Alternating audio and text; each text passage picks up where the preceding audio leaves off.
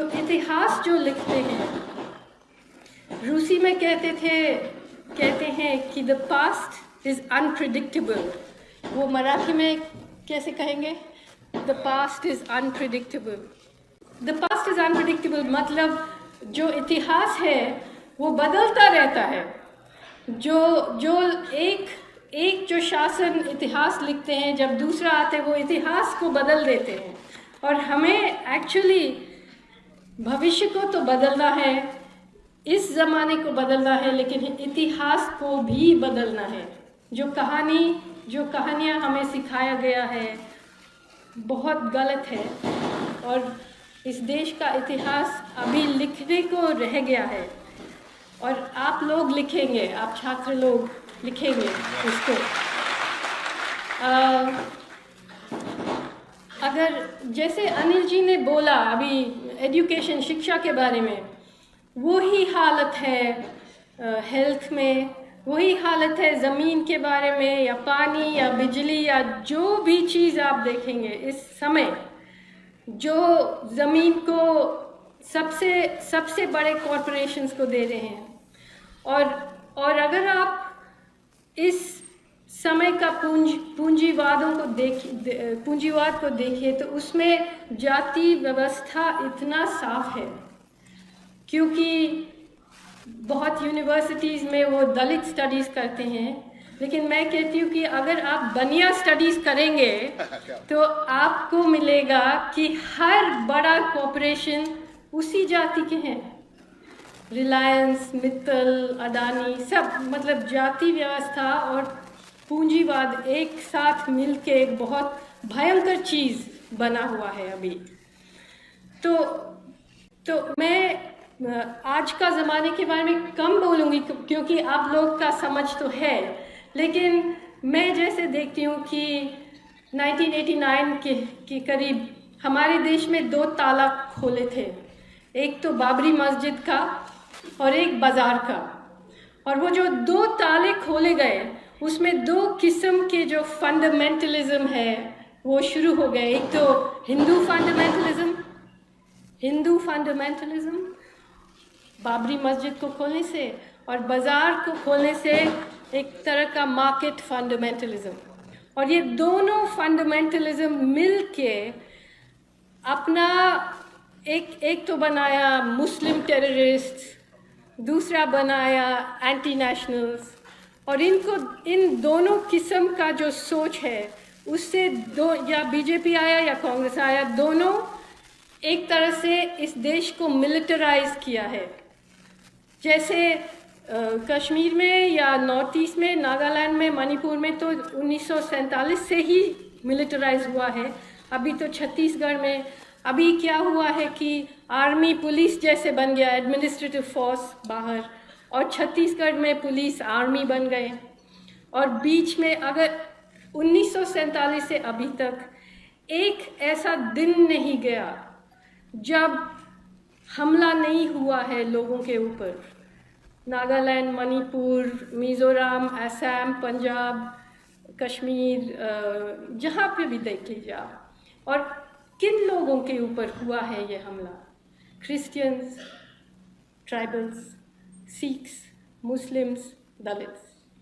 तो एक नस्ल में एक हिंदू नेशनलिस्ट स्टेट जो हमेशा हमला करते आए हैं दूसरे लोगों के ऊपर, माइनॉरिटीज़ के लोगों के ऊपर, यही है।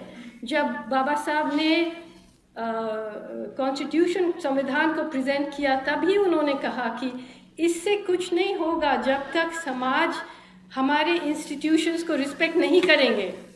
आज हर इंस्टीट्यूशन पर हमला है, यूनिवर्सिटीज़ पर है, बैंक्स पर है, कोर्ट पर है, इंटेलिजेंस एजेंसी। कौन सा डेमोक्रेटिक इंस्टीट्यूशन है जो बच के रहा है? एक भी नहीं। पूरा अटैक है, पूरा अटैक। कौन कह सकता है? अभी हम लोग सब चिल्ला सकते हैं कि हम संविधान बदलने नहीं देंगे।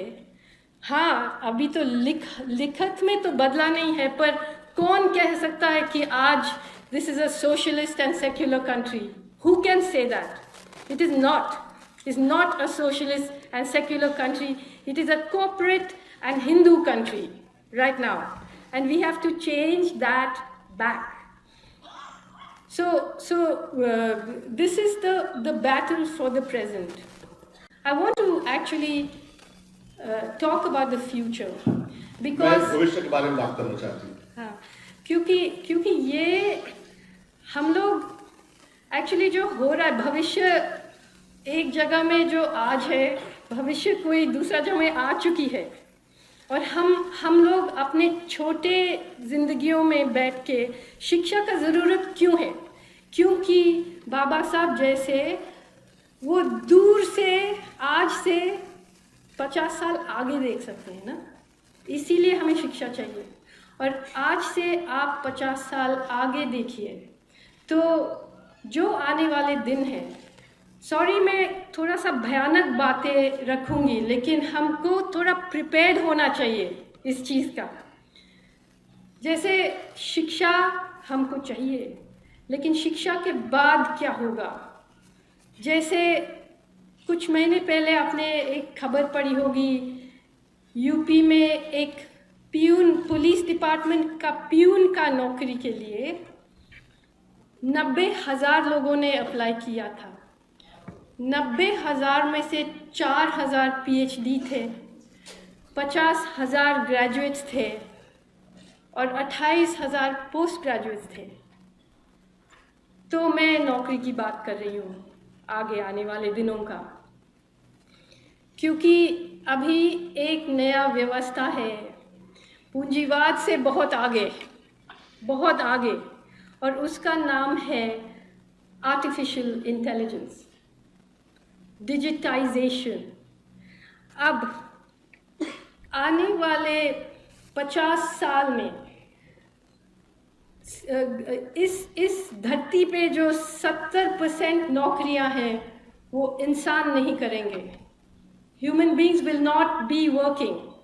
ऑलरेडी वी नो जो ग्रोथ हुआ है, जो जीडीपी ग्रोथ हुआ है, जो बार बार कांग्रेस बीजेपी लड़ते रहते कि हमारे ज़माने में ज़्यादा ग्रोथ हुआ, लेकिन वो कौन सा ग्रोथ है? वो ग्रोथ किसका फ़ायदा में हुआ? It is what is called jobless growth, isn't it? आज रघुराम रामन ने एक इकोनॉमिक ग्रुप ने कहा कि अगर हमें अपना एम्प्लॉयमेंट फुल करना है तो हर साल 1,20,00,000 नौकरी चाहिए, लेकिन हर साल उतना तो घट रहे, बढ़ नहीं रहा है। तो एक तरह से अभी मैं पोलैंड में थी, पोलैंड में एक कंसंट्रेशन कैंप आउशविट्स, वहाँ गई थी।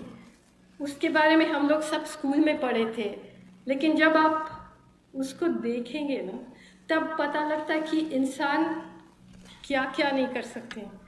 इतना बड़ा कमरा भर औरतों का बाल, बच्चों का शूज़, ऐसे कांड किया था उस समय। क्यों? सेकेंड वर्ल्ड वॉर क्यों हुआ था? इसीलिए हुआ था क्योंकि इंग्लैंड, फ्रांस, हॉलैंड, इन्होंने सब इंडस्ट्रियल रेवोल्यूशन को फीड करने के लिए कॉलोनी बनाया था इस तरफ अफ्रीका में और इंडिया में और बाकी जगह में।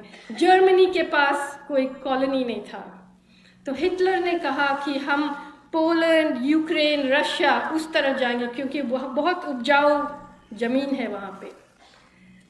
वहाँ से शुरू किया ये जो पूंजीवाद को फीड करने के लिए।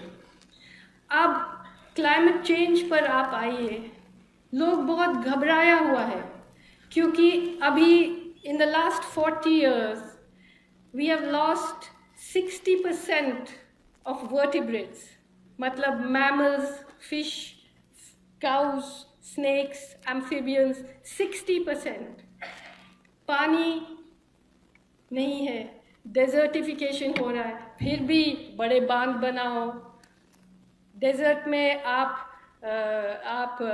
चावल उगाओ, केरला में चावल खरीदो, बिल्डिंग मॉल बनाओ। ऐसा हम लोग को सोचना चाहिए अब आगे हम अपने आप को इस हमले से कैसे बचाएंगे, क्योंकि हमला, ये सारा सर्वेलेंस, ये सारा आधार कार्ड, ये सारा एजुकेशन से निकालना, ये सब एक तैयारी है। उनको पहले से पता है कि पॉपुलेशन बहुत कंट्रोल करना पड़ेगा हमें। मिलिटराइजेशन अभी से तैयार है।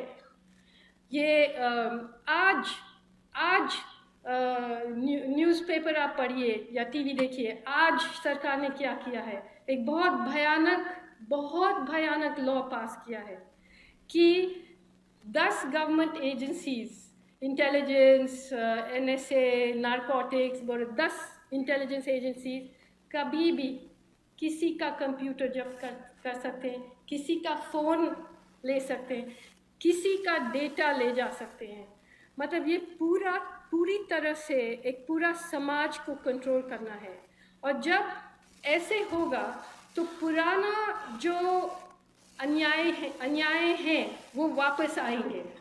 जो 50 साल में थोड़ा बहुत तरक्की हुआ है, थोड़ा बहुत रिजर्वेशन के वजह से दलित और बहुजन लोगों, आदिवासी बच्चों को स्कूल में, कॉलेज में जगह मिला है, वो मार्केट का ताला खोलने से उनको सब अभी धकेलने का प्रोसेस हुआ है।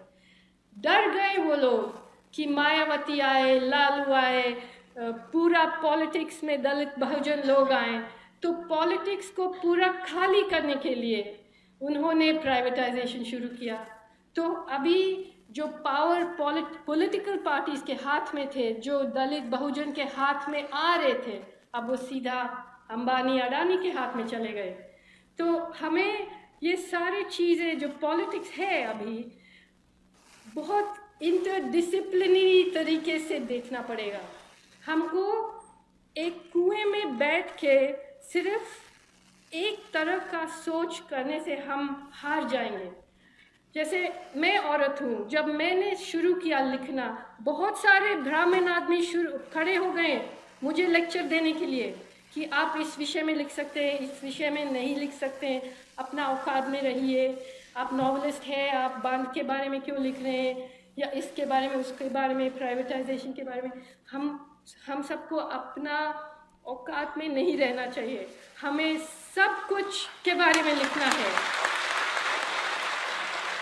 ये कोई ज़रूरत नहीं है, अगर आप दलित हैं तो क्या हुआ, आप क्लाइमेट चेंज पर लिखिए, आप कंप्यूटर्स पर लिखिए, आप आर्टिफिशियल इंटेलिजेंस पर लिखिए और समझिए, क्योंकि ये सब हमारे ज़िंदगी पर जो हमला होगा और अगले 30 साल में होगा। इसीलिए मैं कह रही हूँ कि भविष्य जो आने वाला है बहुत खतरनाक होगा और तैयारियां हो रही है कि हमें कैसे कंट्रोल किया जाएगा, और हमें वो कंट्रोल को अपनाना नहीं चाहिए, हमें कंट्रोल को तोड़ना है, और तोड़ने के लिए हमें समझना है कि क्या क्या हो रहा है। जिंदाबाद, जय भीम।